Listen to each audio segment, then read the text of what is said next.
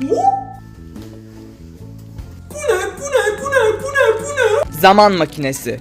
Sakın girmeyin.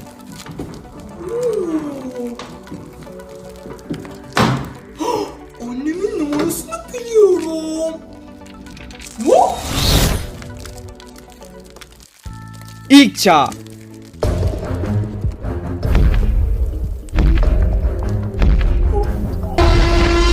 Genze'nin zamanda yolculuk bölümü yayında.